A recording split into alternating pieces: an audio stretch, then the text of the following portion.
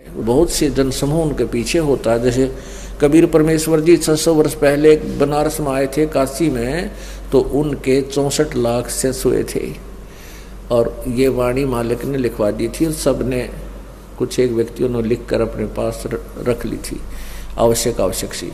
तो उन वाणियों को पढ़ते हैं, कहते उनको वो वाणी परमात्मा के मुखारविंद से बोला गया वो तत्व ज्ञान अमृत के तुल्य स्वादिष्ट होता है, आनंददायक होता है। वह वाणी उनको बहुत प्यारी लगती है और वो परमात्मा तीसरे मुक्ति धाम में रहता है। तीसरा मुक्त धाम यानी पूर्ण मोक्ष स्थान, एक तो ब्रह्म का लोक 21 ब्रह्मांड है, देश कहो, लोक कहो, और दूसरा परब्रह्म का लोक, अक्षर ब्रह्म का लोक, सात्संग ब्रह्मांड, ये इतना क्षेत्र देश, और तीसरा जो मुक्ति धाम है वो सतलोक है। ऊपर के ब्रह्मांड सतलोक, अलखलोक, अगमलोक, अनामी लोक, ये सारा एक क्षेत्र अलग से तीसरा मुक्ति धाम भी कहलाता है। तो तीसरे देश में, तीसरे मुक्ति धाम में वो रहता है, तीसरे धाम में रहता है और वहाँ से चलकर आता है, अपना ज्ञान प्रदान करता है। क्या बताते हैं? लेखा लीजय रे धनी के लेखा लीजय रे, 8 पटन सब लुट गए को अब क्या कीजय रे, पूंजी मूल गंवाई या फिर कौन पति जय रे, मैं गाफिल फूला भूला फिरूं गढ़ हंस चढ़ी जय रे, चाकर चोर अनाद का सिर बोझा दी जय रे, शीश काट हाजिर करे जब सतगुरु री जय रे, अमी महारस नाम है अमृत पे पी जय रे, गगन मंडल भाटी जरे कमला दल भी जय रे, शब्द अनाहद गोर है चल हंस सुनी जय रे, पूंजी साहूकार की या हरदम छी जय रे, गरीबदास दूने करे सो सहा कही जय रे। जय पुण्यात्माओं, जैसे आप जी को मानव शरीर मिला है और आप यहाँ सौदा करने के लिए आए हो, आपके श्वास रूपी पूंजी आपके साथ है। जैसे कोई व्यक्ति कहीं बिजनेस करने के लिए दूर देश चला जाता है, 2 लाख रुपये ले जाता है, तो वहाँ वो होटल किराए पर लेता है, कमरा किराए पर लेता है, खाना भी उसी से खाता है और साथ में बिजनेस भी करता है। जो बिजनेस करके उसके दुगने तिगने कर लाया तो वो सेठ कहलाता है, और दूसरा व्यक्ति 2 लाख रुपए लेकर जाता है, होटल में रुक जाता है, मूल उद्देश्य को भूल कर गुटी शूटी लगाता रहता है, फिल्म देखता है, सैर सपट्टे करता है, और जब पूंजी समाप्त हो जाती है तो होटल वाला व्यक्ति उसको होटल से बाहर फेंक निकाल देता है कि चला जा बे तू, यहाँ तेरे पास पूंजी नहीं रही। तो फिर वो क्या करता है कि वो कर्जवान हो जाता है, उसके ऊपर ऋण हो जाता है, जिसकी पूंजी लेकर गया था वो अपना हिसाब मांगता है, पैसे वापस नहीं देता है तो उसको मजदूर लगाता है। तो इसी प्रकार परमात्मा हमें बता रहे हैं कि जो सत साधना कर लेगा, इस मनुष्य के श्वास रूपी पूंजी गिन के मिली हुई आपको, इसकी दुगने तिगने कर लेगा, वो तो साहूकार कहलाएगा, वो तो सेठ हो जाएगा। कबीरा सब जग निर्धना धनवंता ना कोई, धनवंता सो जानिए जिस पर राम नाम धन होवे।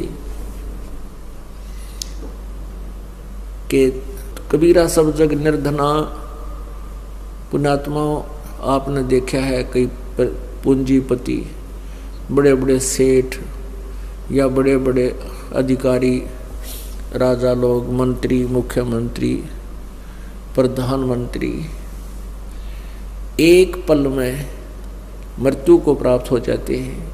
सत भक्ति ना करने से वो 84 लाख योनियों में, पशुओं में जाते हैं, नरक में डाल दिए जाते हैं। तो वो सेठ हमें यहाँ सेठ नजर आवे थे, वो वास्तव में सेठ नहीं थे, वो निर्धन थे। जिस धन से ये जीव सेठ बनता है साहा बनता है, साहूकार बनता है, धनी बनता है, वो धन राम नाम है। राम नाम की कमाई करने से, राम नाम कौन सा है, कौन से नाम का जाप करना है, ये एक विशेष विस्तृत विवरण आपको अलग से दिया जाएगा। और रह रहकर आपको बताया भी गया है कि किस राम के बारे में हम बोल रहे हैं। हम उस परम अक्षर ब्रह्म राम के बारे में बोलते हैं, पूर्ण ब्रह्म के बारे में बता रहे हैं। उस राम की जाप करने से आपको पूर्ण लाभ होगा। तो उस राम के नाम की कमाई जिसके पास है वो धनी है, भगवान के दरबार में उसकी इज्जत होगी।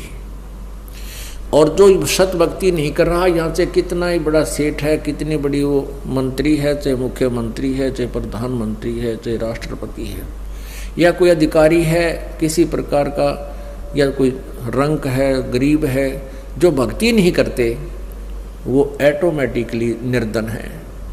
परमात्मा की दृष्टि में, परमात्मा के दरबार में उनका अकाउंट नहीं पाएगा।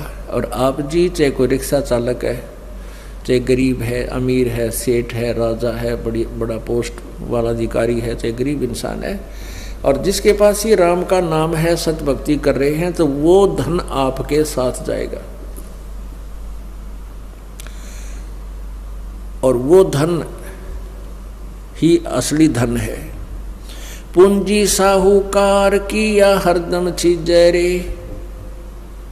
या साहूकार यानी परमपिता ने दी हुई, आपकी परमेश्वर की दी हुई सांस की पूंजी श्वास के द्वारा खत्म हो रही है, डेली नष्ट हो रही है।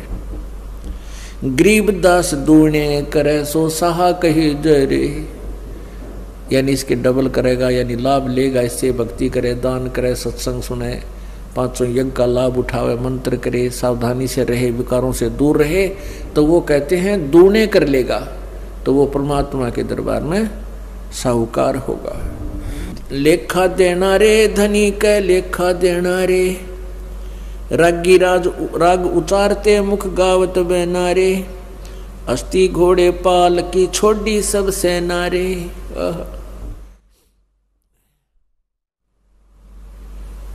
पीछे आपने समाचार पत्रों में पढ़ा था एक दिन कि जो विशेष खबर से आती है, भक्त दास बच्चे मुझे बताते हैं कि आज ऐसी घटना घट गई। एक विशेषकर ऐसी घटनाओं को दास विशेष महत्व देता है, पढ़ता देखता है, और फिर याद आती है परमात्मा, यदि हम आपकी शरण में ना होते या दुर्गति हमारी भी होती। समाचार पत्र में आया था कि एक पोलैंड देश का पूरा कैबिनेट, यानी प्रधानमंत्री और मंत्री और उसके सारे सपसलार जो उसमें बैठे थे सारे नष्ट हो गए। एक ही जहाज में थे, किसी का शोक व्यक्त करने जा रहे थे, और आप भी विनाश को प्राप्त हो गए। उनकी कितनी आशाएं थी, क्या क्या उम्मीदें लगाए बैठे थे, ये करेंगे वो करेंगे, और जो ये करना था वो काम वो उनके याद भी ना आया। तो काल भगवान ने इस जीव को धोखे में रखा हुआ है, इसको इतना चौधरी पका दे है कि बस तू ही है, सब कुछ तू ही करेगा, यूँ कर दूंगा, देश का उद्धार कर दूंगा, फलाना कर दूंगा। देश का उद्धार जब होगा जब तू अपना उद्धार की सोचेगा। अपने उद्धार की कहाँ से सोच होगी? सत्संग में आएगा। सत्संग में आने से नेक नीति अंदर उत्पन्न होएगी, दया बनेगी, भगवान से डर बनेगा, फिर वही व्यक्ति अपने देश और क्षेत्र का उद्धार कर सकता है। अन्यथा केवल कहन मात्र सीमित रह जाता है। जो राजा लोग भगवान से डरने वाले होते थे वो कभी अन्याय नहीं करते थे, अपने और पराये में वो अंतर नहीं समझते थे। उनके राज्य में कहते इतना शांति होती थी कि गाय और शेर, बकरी और शेर एक ही स्थान पर जलपान कर लिया करते थे। अर्थात शेर बकरियों को नहीं खाता था, फल आहार करता था। अपने आत्मा ये बातें सत्य हैं बिल्कुल। तो ऐसे उद्धार भी वही व्यक्ति कर सकता है क्षेत्र का जो स्वयं उद्धार हो। जो स्वयं उद्धार नहीं है फिर तो ये अपना कर्म ही भोग रहे हैं। जैसे परमात्मा कहते हैं अगम निगम को खोज ले, बुद्धि विवेक विचारे, उदय अस्त का राज मिले, तो बिन नाम बिगारे। बहुत गहराई से विचार